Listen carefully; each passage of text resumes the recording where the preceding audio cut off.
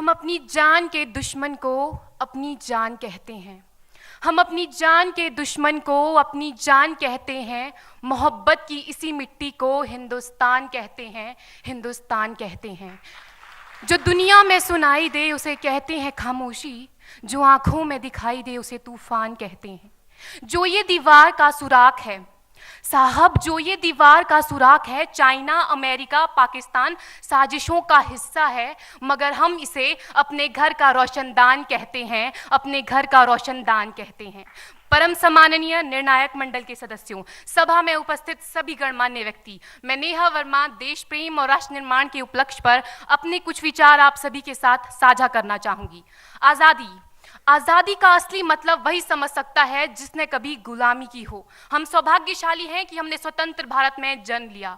यूं तो आज़ादी की लौ 1857 में ही जल चुकी थी, जो वर्षाल बनकर 1947 में हमारे देश को आज़ाद कराई।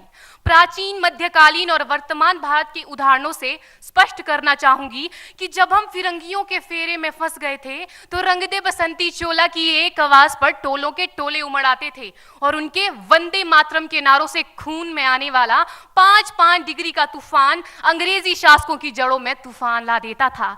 लोग मर जाते थे, मिट जाते थे, फांसी चढ़ जाते थे, तो वो भी अपनी देशभक्ति साबित कर रहे होते थे, क्योंकि ये उस दौर की देशभक्ति की कसौटी थी। उसके बाद 62, 65 और 71 के युद्धों में अपना सुहाग गवा देने वाली औरत, जब घर के हालात ये हो जाया करते थे कि प्यार भी भरपूर गया, मांग का सिंदूर गया, नन्हे नौनिहालों की लंगोटियां चली गई, छोटी छोटी बेटियों की चोटियां चली गई, बाप की कमाई गई, भाई की पढ़ाई गई। ऐसा एक विस्फोट हुआ, पता ही चला नहीं, पूरे जिस्म की ही कई बोटियां चली गई। और आपके लिए तो एक आदमी मरा है साहब, किंतु मेरे घर की तो रोटियां चली गई, मेरे घर की तो रोटियां चली गई वाले हालात पैदा हो जाने के बावजूद भी एक माँ अपने बेटे को सरहद पर दुश्मनों की धज्जियां उड़ाने के लिए भेज देती थी और उसे पत्र लिखाकर ये भेजा करती थी कि अम्मा ने खत लिखा है बड़े ही चाव से, पुत्र मेरे ना घबरा जाना, 1 इंच भी पीछे ना हटना, चाहे इंच इंच कट जाना, चाहे इंच इंच कट जाना। इस तरह पूरा परिवार अपनी देशभक्ति साबित कर रहा होता था। तब देश बलिदान मांगता था, तब देश लड़ जाने को कहता था, तब देश मर जाने को, मिट जाने को, फांसी चढ़ जाने को कहता था। किंतु आज देश लड़ जाने को नहीं कहता, आज देश मर जाने को, मिट जाने को, फांसी चढ़ जाने को नहीं कहता, बल्कि मेरे विचारों में यदि कोई व्यक्ति अपना काम पूरी ईमानदारी, पूरी मेहनत और पूरी लगन से करे ना, तो वही सबसे बड़ा देशभक्त है। मैं नहीं मानती कि फेसबुक और व्हाट्सएप की डीपी को 3 रंग में रंगना ही देशभक्ति है। और यदि आप कहेंगे कि साल में 2 बार हाथ में तिरंगा ले लेना देशभक्ति है, तो मैं पूछना चाहूंगी कि फुटपाथ में रहने वाला वो बच्चा ट्रैफिक की छांव में नंगे पांव में जब तिरंगा बेच रहा होता है, तो क्या इसे आप उसकी देशभक्ति कहेंगे?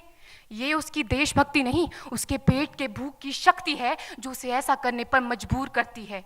क्योंकि ना मस्जिद को जानते हैं, ना शिवालों को जानते हैं, ना मस्जिद को जानते हैं, ना शिवालों को जानते हैं। जो पेट के भूखे होते हैं ना, वो सिर्फ भोजन के निवालों को जानते हैं, वो सिर्फ भोजन के निवालों को जानते हैं।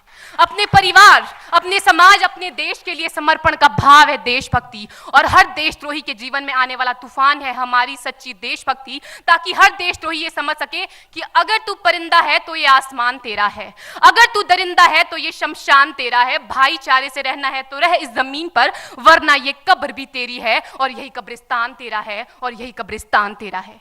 लेकिन एक देशद्रोही से ज्यादा देशभक्ति तब आहत होती है जब एक बेटा अपने बूढ़े माँ बाप को वृद्धाश्रम की चौखट पर छोड़ आता है। करा उठती है वो देशभक्ति जब मुसीबत में फंसे लोगों की जान बचाने से ज्यादा हम सेल्फी लेकर अपने लाइक बढ़ाने में लगे रहते हैं।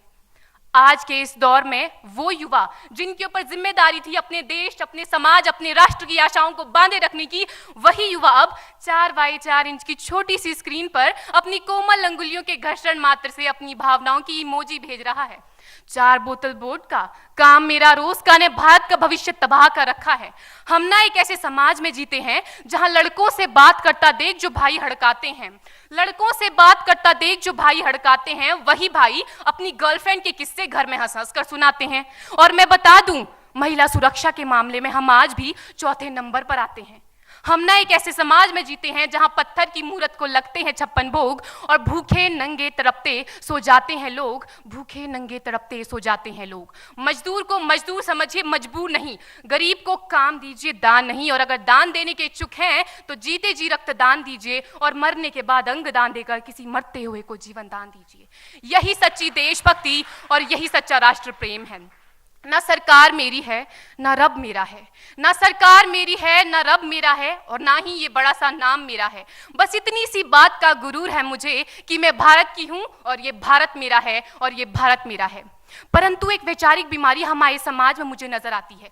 कहा जाता है हम दुनिया के सबसे बड़े लोकतंत्र हैं, जहां हिंदू पैदा होते हैं, मुस्लिम, सिख और ईसाई भी पैदा होते हैं, लेकिन बदकिस्मती है अब इंसान पैदा नहीं होते। और मेरे विचारों में ना हिंदू की जरूरत है ना मुसलमान की जरूरत है।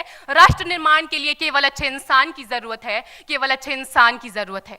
जरा सोच कर देखिए, ये पेड़ पौधे और शाखाएं भी परेशान हो जाएं अगर परिंदे भी हिंदू और मुसलमान हो जाएं।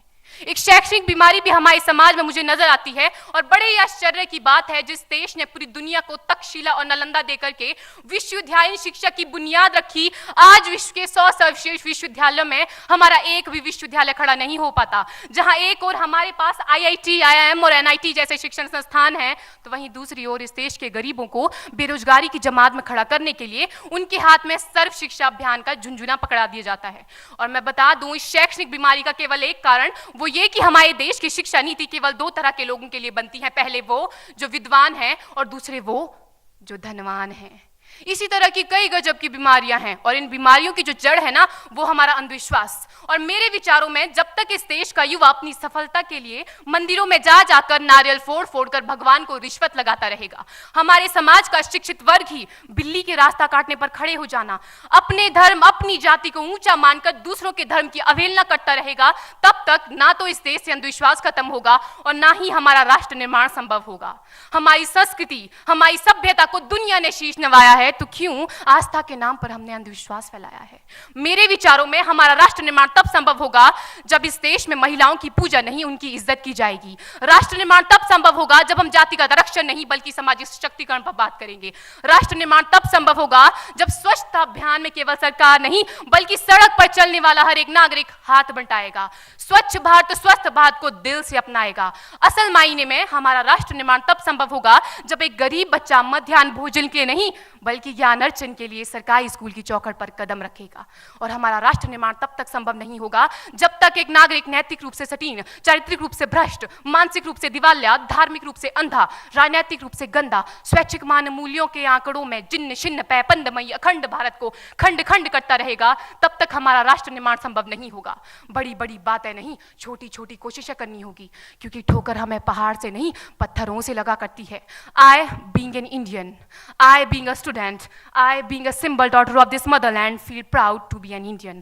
और मैं सैल्यूट करना चाहूंगी सरहद पर दिन रात हमारी रक्षा के लिए खड़े हर उस जवान को, इस देश की पुलिस, प्रशासन और किसान को, और इस देश के हर उस व्यक्ति को जो अपना काम पूरी ईमानदारी, पूरी मेहनत और पूरी लगन से करते हैं, जिनके बिना राष्ट्र निर्माण की कल्पना करना भी असंभव सा लगता है। और आज इस मंच पर पूरी जिम्मेदारी के साथ मैं भारत की बेटी ये कहती हूं कि हमारा राष्ट्र निर्माण तब संभव होगा जब हम सभी, मैं, आप, हम सब मिलकर प्रयास करेंगे, क्योंकि हमारे देश की जिम्मेदारी नहीं है हमें आगे ले जाने की, हमारी जिम्मेदारी है अपने देश को आगे ले जाने की, अपने राष्ट्र को आगे ले जाने की, अपने वतन को आगे ले जाने की।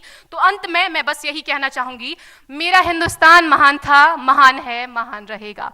मेरा हिंदुस्तान महान था, महान है, महान रहेगा। होगा हौसला सबके दिलों में बुलंद तो एक दिन पाकिस्तान भी जय हिंद कहेगा। पाकिस्तान ही क्यों, सारा जहान जय हिंद कहेगा, क्योंकि सारे जहां से अच्छा हिंदुस्तान हमारा, सारे जहां से अच्छा हिंदुस्तान हमारा, हम बुलबुलें हैं इसकी, ये गुलिस्तान हमारा, ये गुलिस्तान हमारा। जय हिंद, वंदे मातरम।